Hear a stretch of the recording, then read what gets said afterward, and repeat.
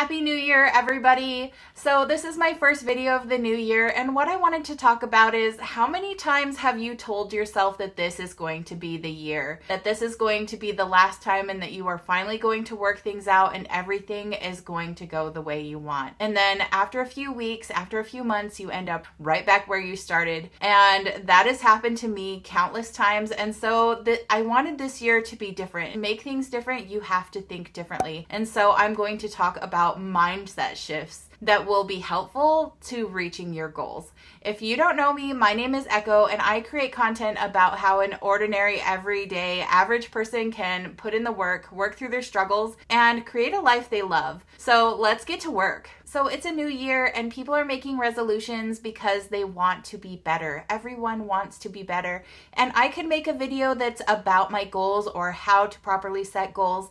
But the problem is not our goals or how we set them. The problem is the process we are using to try to achieve those goals, because success is in the process. If there is something wrong with the process or the mindset that we are in, then we are not going to achieve our goals. And so I want to talk about the mindset shifts I am making this year to make this year successful.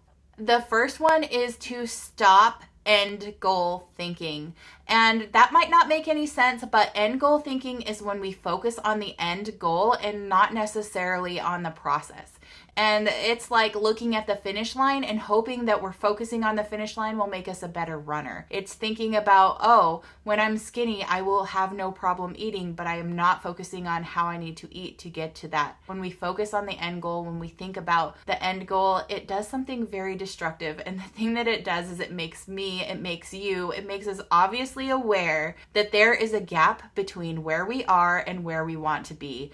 And when we realize that gap, it does something to us mentally, and it sends us into this spiral of actions that we do not want to take because we're like, oh, it's so far away, I'm never going to get there. And it brings in this negativity that doesn't allow us to reach our goals. My goal, is to stop end goal thinking, to stop thinking about how my life is going to be different once I reach this goal, because change happens in the present. Becoming that person I want to be happens now. And so I need to focus on the steps I need to take, not necessarily where I want to end up. The next thing is to act like the person that you want to be. We often think that when we are that person, acting like that person will be easy, but it's the acting like that person that gets us to be that person. And until we make steps to act like the person we want to be, then we will not have an end result of being that person. And so as I am working through my goals, I want to envision that person that I want to be and be like, if she were standing right next to me, what would she tell me to do in this situation? And then acting in a way that will help me become more like that person that I want to be. The next one is think small. And you might be like, but my goals are big, my aspirations are big, everything that I want to do is like a big change, it requires a big change. And that's okay. Have big goals, need to make big changes. But what I'm saying is, big changes can start small. I have been thinking about this, different people have different words for it. Like James Clear, who wrote Atomic Habits, called them atomic habits because they were small habits, but they had big impact. Another one, I'm reading a book by Brianna Wiest, who wrote this book about self-sabotage, but she called them micro shifts, and she explained that people are afraid of change, and that is why we shy away from it when we try to make big changes in our lives, because we want to go back to what is comfortable. And so she was like, you need to make micro shifts in your life over and over and over again, because they're so small that they don't frighten you.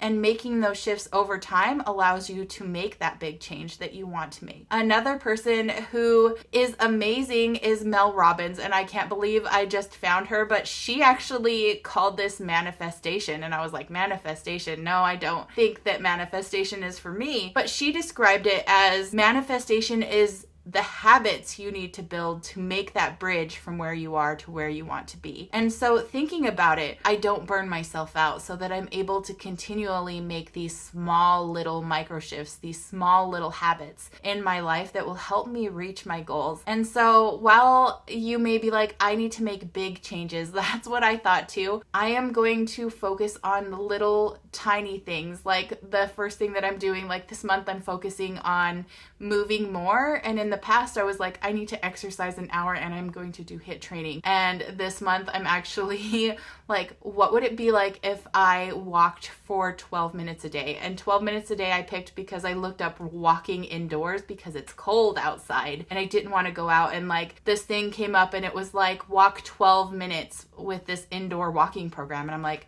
I can do 12 minutes. That is what I am going to focus on this year, is small habits. And so I will talk about that throughout the year, different small habits that over time created tremendous results. The next one is, do not expect improvement to be a straight line. And I think that everybody is guilty of this kind of thinking, that once you decide you want to change, that's all you need to have clear sailing from there. Like every time I start over, every time I do something, I'm like, okay, it's all up from here. Everything is going to be amazing and it's going to be like this straight line between where I want to be and where I want to go. But in reality, it is not a straight line. It's a bunch of, it's not even a set of stairs, because a set of stairs like goes up like in increments, and change isn't like that. There may be times that you have to take a step backward in order to take a step forward. And for an example, so in my last update video, I talked about how I had discovered I had been self-sabotaging a lot of my weight loss goals for years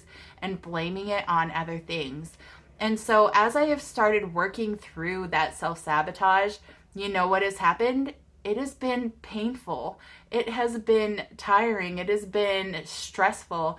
I have turned to food for comfort more than once as I have worked through like what has brought these feelings to me originally. Even then, I use that self-sabotage to be like, maybe we should stop. Maybe you don't need to work through this. Maybe just knowing that you are self-sabotaging is enough. And it's not.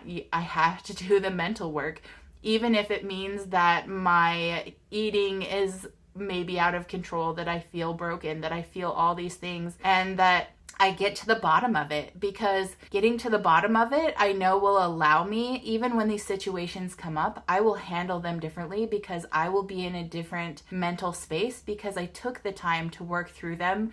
You are still going to grow as long as you keep striving, because I think that is where I always gave up in the past, is when I hit a low, I thought it was time for something new. And so I was doing this constant starting over. And like, the goal is not to start over. The goal is to keep going. Even if that means that sometimes it doesn't go as you expect it to, if sometimes you have to change your plans, if sometimes things have to be different, because you are human and things are going to happen like that. Things happen different in the planning stage versus the action stage. And being able to adapt when you are in the action stage, when you are doing things, is what helps you get where you want to go. Realizing that things are not going to be a straight line allows you to have those moments where you need to step back and to think about things and to regroup and be okay. That is, when you think of it that way, it's just built in for you to be able to take those breathing moments and say, I need to do something here and it is important. The next one is that I am not going to delay happiness. And while you might be saying, oh, I don't delay happiness, I want to be happy, I try to be happy, one of my goals is to be happy. What I'm saying is, I want to be happy too, but I go ahead and I make these like stipulations on my life that happiness is going to come later. I will tell myself, oh, you know what, when you reach a certain weight, you can get a haircut. This has happened to me. One year I went without a haircut for 2.5 years. Because I was stubbornly clinging to this idea that if I didn't reach that weight, I didn't get that haircut, because I had set that goal and that it was going to be motivation for me. Another one that I did, I was like, well, you can buy a new dress once you lose this weight. I do a lot of them that have to do with my weight, because that is one thing I struggle with a lot. And that's just saying, you know what, at the size you are now, you don't deserve to feel good. And so like this year, I felt a little frumpy. So I went through all of my clothes and I was like, I want clothes that make me feel good, not clothes that I think I should be wearing because I look a certain way.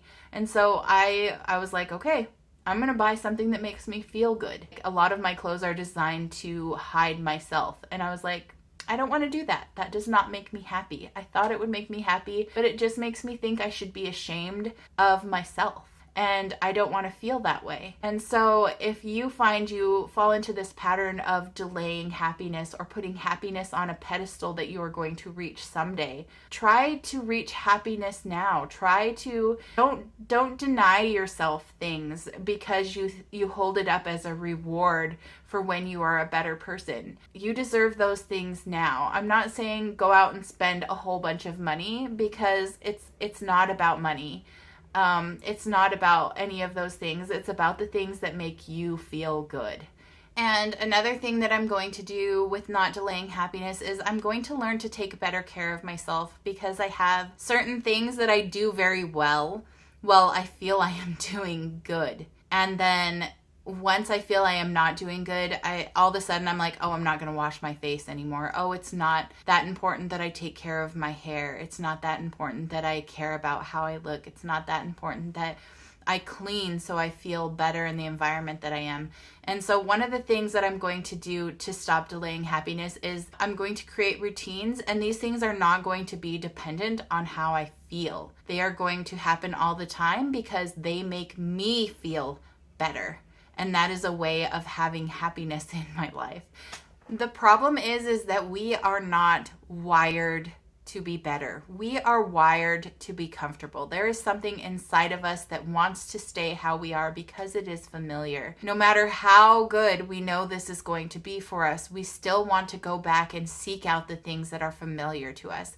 This is why people can't leave abusive relationships. This is why people work in jobs they hate. This is why people cheat on their diets and on their budgets. This is why people who are trying to make tremendous change find out that they slide back to where they were, because even though it is not where we want to be, even though it may be making us miserable, it is comfortable. And knowing that we seek out the things that are comfortable. And the problem is to see results that we have to do them differently. And so that's why I wanted to focus on these mindset shifts this year, because they allow me to be better in micro increments. And even though I told myself in the past that I needed big change and that small change just wasn't going to cut it, I find that the opposite is true. That if I can focus on these small changes and keep doing it throughout the year, that I think this year will be more successful than any year I've ever had. And so I hope you can follow me on this journey. I hope that some of these mindset shifts can be helpful for you as you are trying to become a better person this year, because that's always the goal. We want to be better. Please like and subscribe. Let me know if you like this type of content. And if this helped you, let me know. Okay, till the next time, bye.